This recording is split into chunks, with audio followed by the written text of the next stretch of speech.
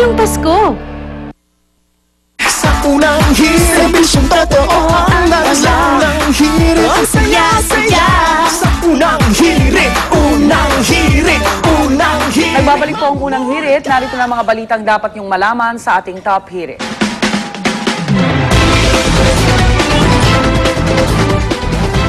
Mga kapuso, 4 na araw bago ang bagong taon, formal nang ilulunsad ng DOH ang APIR o Aksyon Paputok Injury Reduction Campaign para isulong ang ligtas at walang aray na pagdiriwang ng bagong taon. At nagsimula na ring manakot ang ilang ospital sa mga magtatangkang magpaputok ngayong bagong taon. Inilabas na nila ang mga aparatong gagamitin sa mga mapuputukan tulad na lamang ng Berbecker cutter na ginagamit na pamputol ng malalaking buto ng tao at ng bakal na ikinakabit sa mga nadidisgrasya. Halos ganito rin po ang gamit ng bone saw o lagari. May gamit ding lagari pamputol ng buto sa daliri, ang bone cutter. Kung kailangan pasukan ng mga bakal ang naputukang buto, kailangan butasin ito gamit naman ang bone drill. Pagpapakita lamang ito ng kahandaan ng mga ospital sa Metro Manila. Nagsimula ang bilang ng firecracker-related injuries noong December 21.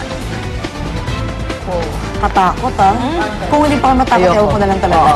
Lantaran na talaga. Parang Ito sa construction. Parang construction talaga. Kasi ang tigas na buto ng tao, kailangan nila talaga yun. Nakita mo si doktora sa mga doktor o doktora na sila mismo yung gumagawa. Tigas nun, di ba? Nakita mo si doktora sa video, no? Full force siya. Mas matitigas yung mga matitigas ang ulo. Ayun ang problema. Gagamitin sa'yo. Kahit yung mga posters nila, di ba, lantad na naman Nakikita na, pero talagang may mga pasaway na. Pero may kahapon may kuwang isa na nakakatakot. Ganong kalaki, yung ganong kalaki. As in, ganyang kahaba, isang ganon niya putol na kaagad yung Paano yan, pagkita siguro. Pero still, according to Susan, nasa Bukawi, alam mo kasi Bulacan every siya. year nasa Bukawi ako. Parang usually 30, 31, saka dumadagsa. Mula daw ng Pasko, ang dami na bumibili.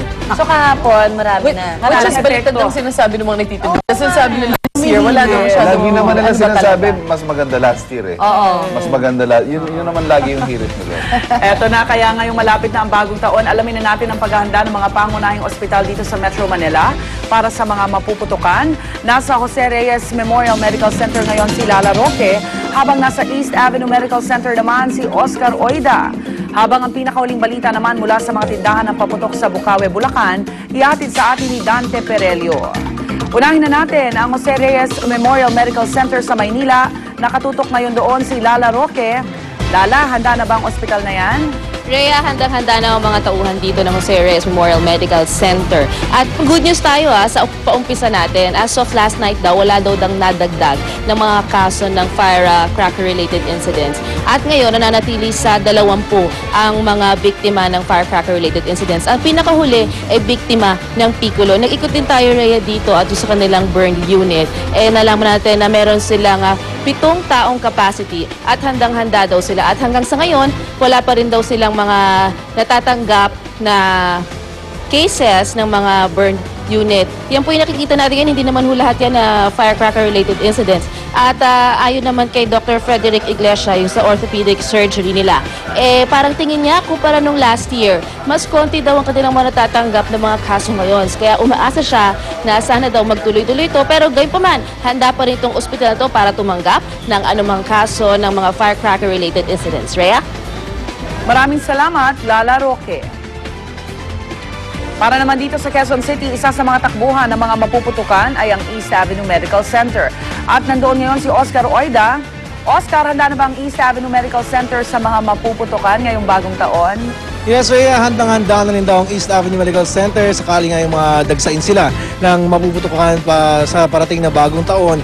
At sa katunayan nga lang, malayo pa man, 4 araw bagong taon, umabot na sa 19 ang biktima na puputukan dito sa East Avenue Medical Center. Ang pinakahuli ay dinala dito kagabi, isang 8 taong gulang na bata na naputukan umano ng triangulo. Bukod dyan, Rhea, wala namang ibang napaulat na naputukan sa buong magdamag. At ayon nga sa East Avenue Medical Center, hindi naman ito nalalayo yung bilang kung ikukumpara same period last year. Pero ganun pa man, kung sakali daw dumami, huwag naman daw sana nakahanda raw ang naturang ospital. Rhea? Alright, maraming salamat, Oscar Oida. Non-stop naman ang operasyon ng mga tindahan ng paputok sa Bukawi, Bulacan, 4 na araw bago ang bagong taon. Makibalita na tayo kay Dante Perelio na nakabantay dyan sa Bulacan. Dante, kamusta na? Yes, Rhea, 24 oras nang ang bukas sa mga tindahan ng pailaw at puputok dito sa Bukawi, Bulacan dahil ilang araw na nga lang ay bagong taon na. Kaya naman buhay na buhay ang buong paligid. Rhea, kahit madaling araw ay wala nang ampatid ang dating ng mga parokyano dito. Bukod kasi sa maluwag pa ang daloy ng trapiko sa mga oras na ito at walang problema sa parking, hindi rin mainit at siksikan. Kaya naman mas makakapiling mabuti sa samut-saring klase ng mga panindang paputok at pailaw. May bahagyang pag-ambon dito ngayon, Rhea, pero sa tingin naman ng mga nagtitinda rito ay dito makakaapekto sa kanilang negosyo. Lalo pangat ilang araw na lang ay bagong taon na. Patuloy naman ang paghihigpit ng mga otoridad dito laban sa pagtitinda ng mga illegal na paputok. Rhea? Maraming salamat, Dante Perelio. Nasa huling araw ang pagsisisi, kaya naman taon-taon marami pa rin ang mga nabibiktima ng mga paputok. Dahil marami ang tumatangkilik sa malalakas sa paputok, patuloy na nag-iisip ang mga gumagawa nito para lalong makabenta. At ang isa sa pinakamalakas na paputok, ayun, yun po yung Goodbye Philippines. Kayang wasakin ng isang takwan dahil sa laman itong 1/4 kilo na pulbura. Mahigpit mga ipinagbabawal ng PNP, may ilang nakakalusot pa rin sa merkado. Bukod pa dyan, meron din daw, hindi lang Philippines, Goodbye Universe. Ito naman naglalaman daw ng kalahating kilong pulbura.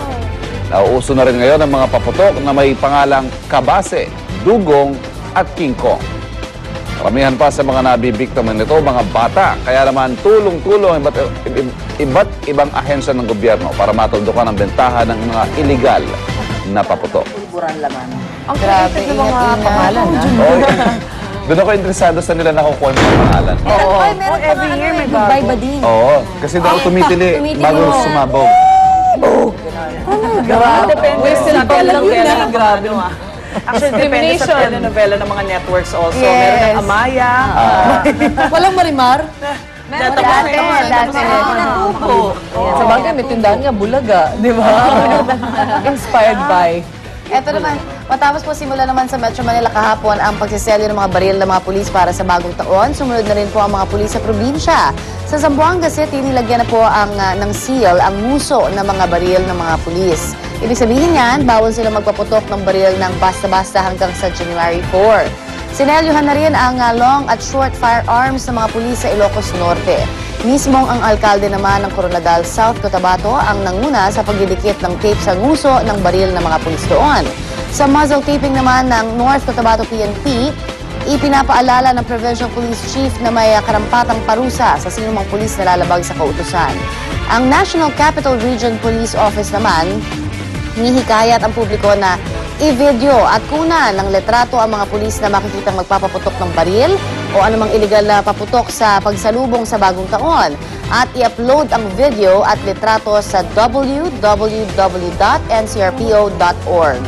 O at least meron na silang website na pwede mong pagsumbungan instant. Ito, effective as that kasi sabi ko kanina, parang Dali mo pwede tanggalin. ang bilis mong gayahin. Bumili ka lang ng tape mula sa May ano bookstore. sila. So, kayo kanina pinapentel pen na. Asking tape. Oh, pentel pen. Pero pwede mo rin gayahin yun, di ba? Pwede rin naman. So, yung Pero di ba may ano yan? Lahat dapat pwede. Di ba meron parang pulbur, Gunpowder. gunpowder residue naman yata Yes. yung pati ever. Pero alam mo, karamihan naman sa mga nagpapaputok ng mga ganyan pag New Year, hindi naman lisensyadong baril eh. Kahit totoo police pa. din. Totoo Ang nahuhuli, di ba, may mga previous May cases mga na service police pa. firearm yan. Meron din silang personal na Meron firearm. yun ang sila papaputokin na nila. hindi lisensyado. Yun ang hindi selyado at hindi lisensyado. Okay, para naman sa ating ulat panahon, patuloy na nakakaranas ng mga pagulan ng malaking bahagi ng bansa ngayong araw. Dahil po yan sa low pressure area na nasa Mindanao at buntot ng cold front na nakakaapekto sa Southern Luzon at Visayas. At kaugnay po niyan, makakausap natin live mula sa Pag-asa si Ginoong Sunny Paharilla, weather forecaster ng Pag-asa. Good morning, Sunny! Yes, salamat at magandang umaga din po at Susan. Yes, Sunny. Klaruhin lang natin, no? Wala tayong bagyo ngayon, kundi ang nararanasan ay low pressure area. Doon sa mga lugar na medyo maulan. Yes, wala po tayong bagyo. Ang nakakaapekto talaga sa ating panahon, itong cell end of cold front. Paakyat na po ang axis nito, kaya yung ating concentration ng ulan sa kasalukuyan ay dito na po sa eastern section ng